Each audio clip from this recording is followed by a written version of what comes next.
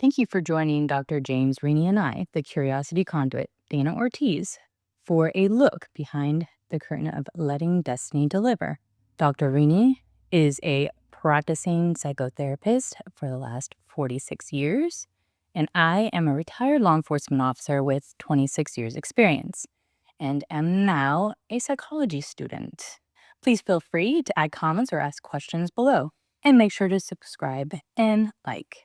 Dr. Rini or I will be happy to answer any questions you have. Today, we will be discussing pain, pleasure, and fear to offer another part of the transformative path to self expression and spiritual growth. This conversation may lead to feelings of inspiration and curiosity, and it could also create some inner movement. That's all welcome. Life will reveal your destiny through all opportunities you keep yourself available for. So allow yourself to stay open and let's see what destiny delivers. So, in your book, you mention a Dr. Mendel. And in looking him up, I was able to see that Dr. Arnold Mendel is a psychologist who developed process oriented psychology in focusing on how engaging with physical symptoms and pain can lead to personal insight and healing. Can you explain a little bit about what Dr. Mendel's work entailed and how it just interacts with your book? I think what Dr. Mendel noticed is that when people were in pain, they would do the opposite of what you would think. They would increase that pain. And by increasing it, it lessened it. Then another example he gives is a gentleman who had, I think, stomach cancer or something. And really what had happened throughout his life is he was repressing all his emotions. And he gave him permission to feel the pain in his stomach. He intensified the feeling in his stomach. And then all those emotions came through. And the guy actually was able to live longer as a result of that. So pain is a messaging system. And as I like to say, pain serves a therapeutic function. We all want to avoid pain and run from pain and eliminate it, but it serves a very important purpose. People who can't feel pain are a danger to themselves because they engage in behaviors that wind up being harmful, but they don't know it because there's no pain. So part of the lesson here is listen to your pain, feel your pain, okay, psychologically and or physically, because the pain then becomes a pathway to healing. And it sounds correct. It sounds simple, but it's not. We are in a society that's really built in such a way to avoid it. Anything that we can do to avoid it because pain is terrible. Well, society gets so many things wrong. That's part of the problem. It is, most definitely. But on what we're doing here, we can only, I guess, account for our own selves because there's still things that we can do in this society that breaks free of that. Well, and offer alternative mindsets. Oh, absolutely. I will definitely circle back to mindsets in a little bit. I want to be able to move on to this next quote from your book. Pain, since it shares the same neurological pathways in the nervous system as aggression, often triggers hostility. The hostility or anger aroused by pain is often taken out on anyone in the line of fire, even if they had nothing to do with the cause of the pain. This response to pain, although natural nonetheless, can set off a chain reaction leading to a downward spiral. I can't imagine there's one person out there that this doesn't resonate with at some point in their life. But I would like you to elaborate on this with the most common examples that you see in your practice or you have over the years. Well, one that comes to mind is not necessarily my practice, but anybody is being hangry. Yet we get angry when we get hungry because pain shares the same neurological pathways as aggression. Okay. So that's an example. What's the expression? Misery loves company. Okay. So if we're in pain, we want other people to be in pain too.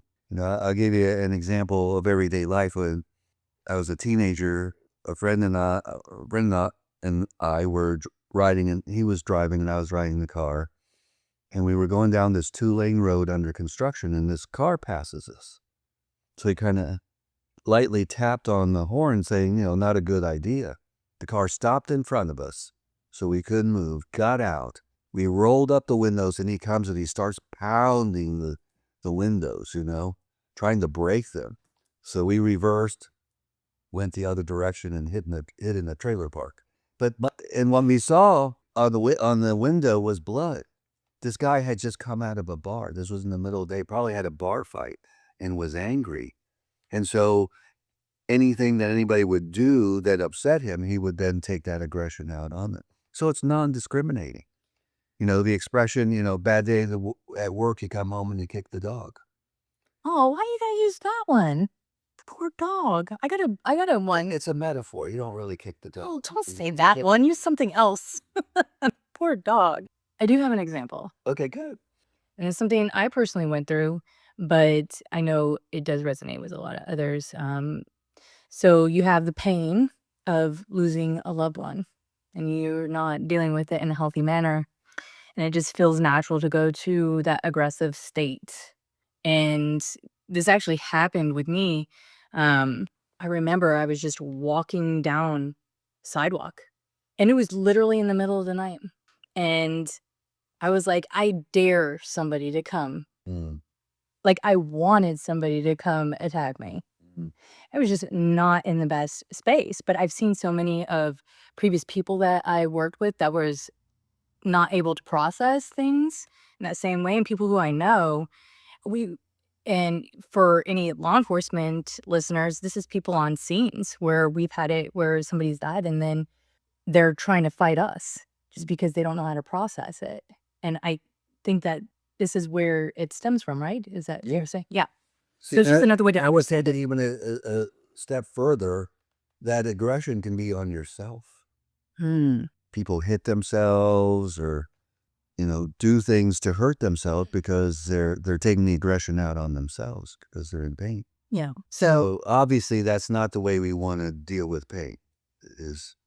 Sometimes, yes, if you think about it, it was there to survive, because if we were in pain, it means we're probably being attacked, and you want a reflex reaction of fighting back. But we don't live under the same circumstances anymore. In this instance, these neurological pathways, is this where you can have the discussion of like aggression or anger is secondary to the pain, or is it separate, sharing the same neurological It pathways? shares the same neurological Okay. pathways. That's why they tend to both happen at the same time. Okay. What we have to do is learn how to regulate that aggression rather than act on it. And what are some ways to do that? Well, the best way is to pause, to think through the consequences of what you're going to do. When we are feeling that way, we're very impulsive. We don't think about the consequences of our actions if we do that. Think about it afterwards, okay, but afterwards is too late. So it's kind of stopping, pausing, thinking what's going to happen if I do this? What's it going to do to my life? Well, I'd like to reverse it too, because I think there's work that can be done prior to this as well that would help, right? As far as having better communication with yourself and being able to catch certain feelings before it gets to that aggressive state. Is that something that could happen? I don't know. No, I think you have a good point, but I think they work hand in hand. Okay. As you learn to regulate your aggression, then you're going to get better at it and it's going to be easier. But you have to practice something. You have to practice the language to be able to speak the language. Because again, we're instinctively born with the ability to fight or flight, and we're neurologically wired to meet pain with aggression. So the part of the brain, which is the cortex, which is the part of the brain that allows us to mediate these impulses. That's why the pause is important and thinking about the consequences, because it's no, maybe I don't want to do that. Okay. So to learn behavior to overcome the neurological and biological wiring that we have. Okay. I like that. So, it gives any listener some homework to practice. Yes. I like that. Okay, I'm going to read another quote from your book. Fear, the most common form of pain, is the greatest threat to spirituality. Fear can produce chain reactions that not only block, but also distort moral and spiritual development. Fear is faith's opposing force and creates limited beliefs. What? What? Hold on. What? Okay. Fear is faith's opposing force. So we were learning about opposing forces, right? I found this one to be very fascinating. And how is this the opposing force of it, right? So it says it creates Limited beliefs. limited beliefs in the mindsets. Well, I say fear. I don't know that people associate fear as a form of pain. No, that actually was something that surprised me. Yeah. So I am, because fear is pretty painful. People like to be safe. That feels good. Fear feels bad. And why fear is the greatest threat to spirituality is because fear tends to shut us down. Fear tends to disable us, depotentiate us, take the potential out of us, because we're protecting ourselves from that which we think we're afraid of. Where faith is just the opposite. It allows us to transcend our fears. As people, missionaries will go to places and God is going to take care of me. He's going to keep me safe. So that faith allows them to go into places that fear wouldn't allow them to go.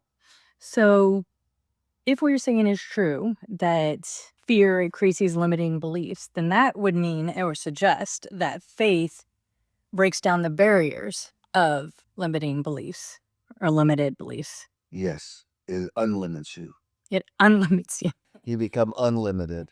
breaking those chains from yourself. And when we were talking about faith, that can apply to so many things. I mean, we had an episode talking about faith in the unconscious. Is that what you mean?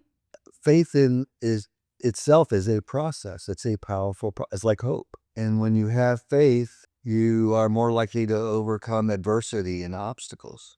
Okay. Have faith in what? Yourself, something bigger than us, God, Faithful mindsets, faith in yourself, faith in God, faith in your unconscious. faith in your unconscious. Yeah, anything that is a positive, constructive force, to have faith in that. Because we have mindsets that limit our ability, to do things. There's this movie, Hearts and Souls, got Morton Downey Jr. Robert Downey Jr.? Thank you. I knew I'd said that wrong. And it's all about this. It's about these people who are afraid and therefore never act on their destiny. And they die in a bus accident at the same time that Robert Downey Jr. is born in this show. And they are attached to him. And what he has to do in the movie is help them fulfill their destiny before they're able to go on to heaven or wherever it is.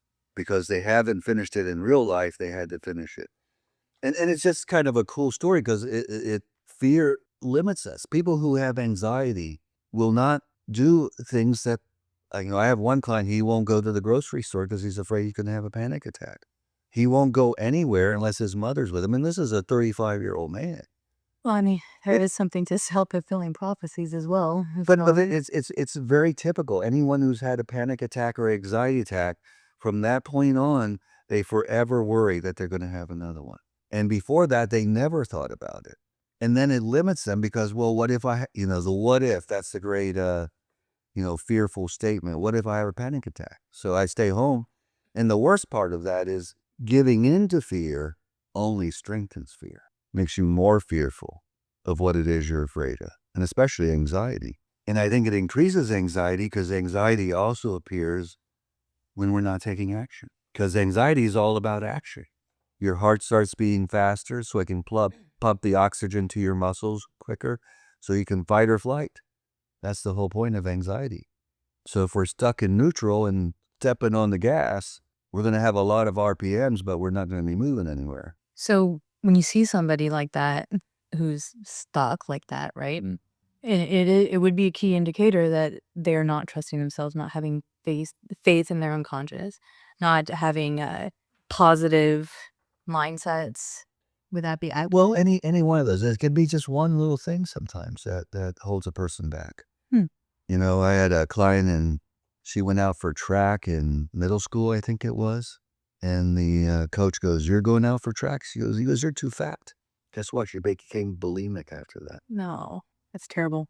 So it can be something as simple as that, that in therapy, if you fix, then they're all better. I mean, but you got to find that one little thing. But then, yes, other problems pile on if it isn't addressed. Okay, so let me say this before we move on. Okay. Okay, depression and anxiety go together Okay. because they're both telling us we're stuck. Okay, the depression puts us in park and we can't seem to shift gears. Anxiety is telling us we're in neutral and the engine's revving. So if you can put it in park, get moving, then both the depression and anxiety will lift if you're moving in the right direction. Problem with anxiety and depression is they're ambiguous. You can't, they don't really tell you what it is you have to work on. You know, sleep, hunger, thirst. You kind of know what it is you need to work on. Those are pains that are very specific and very clear, where anxiety is not. Especially since a lot of, all this is unconscious depression and anxiety, because it's your unconscious mind trying to tell you something you need to know. That's why depression and anxiety go together, because they are trying to prompt you into action. And usually when we feel pain, if you're hungry, you seek food. When you're thirsty, you seek something to hydrate. So if we're depressed and anxious, we would think we would seek something that makes us feel better or resolves the anxiety. Well, and I think this is, something that's perfect that leads us right into the next quote. It says, "The value of pain lies in its power to motivate change. The value of pleasure lies in its ability to produce good feelings and states of heightened perception. Pleasure not only reinforces our efforts to meet our needs, it also produces feelings that lead to states of creativity and healing." So we're talking about pain, pleasure, the feelings. Now, I have a question. I have a couple of these here. One of them, pleasure. Pleasure has gotten me in trouble so much in my life. But are we talking all pleasure, lower tier, higher tier? Like, what are we talking about there? Like, what kind of pleasure? Well, obviously, pleasures that are nurturing and growthful versus toxic and, self-absorbing. Very good. I love that. Distinction there is excellent. It says the value of pain lies in its power to motivate change. This speaks to me so much. Being able to feel even an ounce of pain starting or feeling uncomfortable just lets me be able to address what's happening because I've been practicing it and practicing listening to myself. But you have somebody who's, for instance, whether they're depressed or stuck or something like that, could it manifest into making their body feel like it's in pain? Oh, absolutely. Okay, and how would this happen? Depends on the individual. Okay. One of the ways that our psychic system works is that when we're not getting the message or not dealing with our pain or our feelings, then it produces some sort of physical problem. Like the story of None of Your Lip, where the guy's lips swelled up because he wasn't confronting his dad. And the symptoms very much are symbolic of what's wrong. Like if you have a hemorrhoid, if you have a pain in the neck, you know, or your shoulders hurt, too much shoulder, or somebody's a pain in your butt or a pain in your neck. And what if they're sitting right next to me? What am I supposed to do? Just kidding. Go ahead. Well, pain serves a therapeutic purpose. So, I'll give you a specific example. I had a client many years ago who had a motorcycle and a child, and he was a drinker. And one day he rode his motorcycle. He was inebriated, and he had his son on the bike. Oh, Had an accident, could have killed his son, never drank again. The pain of thinking that he could have killed his son was enough to get him to stop drinking. And that's huge if you think about it. People, it takes a lot to get people to stop drinking if they like alcohol. well, I do. And something that I've noticed throughout my lifetime, it's typically for somebody else, not necessarily motivated for themselves. It's like for somebody else. Right. And that's where it's wrong when people say you should want to change for yourself, not for somebody else. No. I mean, that sounds great, but it's not true. See, I love you like debunking this myth because I've even said that myself, like, because it makes sense. No, there's so many people that have been alcoholics that were it not for their partner telling them they have to stop drinking, they would never drink. And of course, it was the best decision they ever made. Anthony Hopkins, the actor, is one example. Okay, so my question with that is if somebody does stop toxic behavior or something like that for somebody else, would it be correct in saying that it is okay to do that because then it allows them the time to be able to be more clear minded and do positive things and connect with themselves after that? Well, it creates motivation, the power to motivate change. Like other example is I've had are females that are, pretty wild and crazy, and then they get pregnant and they totally change their lives because they want to provide a stable life for their child. And so they take out all those things that are going to be potentially dangerous to them or the child because they also want to be around for the child. It's somebody has to take care Of of. course. So it's a change in mindset. You change your thinking, that changes your perception and your values and what is intrinsically important to you. So I want to give you an opportunity to give an example of how to do that. If you don't have one, I have one, and it's something I heard recently. It's super quick to give an example, but go ahead on like how to change your mindset.